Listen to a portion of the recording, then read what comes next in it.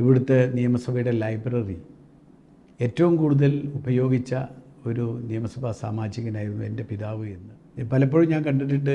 Assembly session നടക്കുമ്പോൾ പിതാവാകെ 6 minute 7 മിനിറ്റൊക്കെ ആയിരിക്കും സംസാരിക്കാനുണ്ടാവുക. ചിലപ്പോൾ ഒരു 11 മിനിറ്റ് വരെയൊക്കെ പോവാം.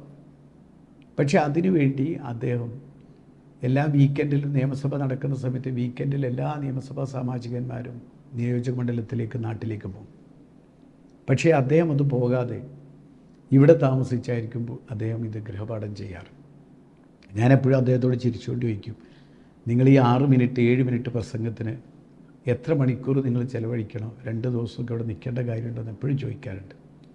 അപ്പോൾ എന്നോട് ചിരിച്ചുകൊണ്ട് പറയും, അതൊന്നും നിനക്ക് ചിലപ്പോൾ മനസ്സിലാവില്ല, കുറച്ച് കഴിഞ്ഞാൽ മനസ്സിലാവും എന്ന് പറയും എൻ്റെ അടുത്ത്.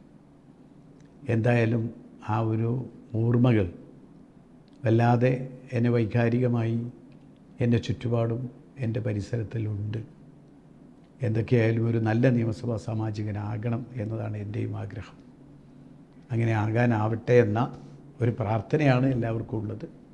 എന്തായാലും പരമാവധി നിയമസഭയിലെ ഈ എനിക്ക് കിട്ടിയ അവസരം പരമാവധി നിലമ്പൂരിന് വേണ്ടി, നിലമ്പൂരിലെ സാധാരണക്കാർക്ക് വേണ്ടി, കേരളത്തിലെ കഷ്ടപ്പെടുന്ന ജനതയ്ക്ക് വേണ്ടി ഉപയോഗിക്കുമെന്ന കാര്യത്തിൽ യാതൊരു തർക്കവും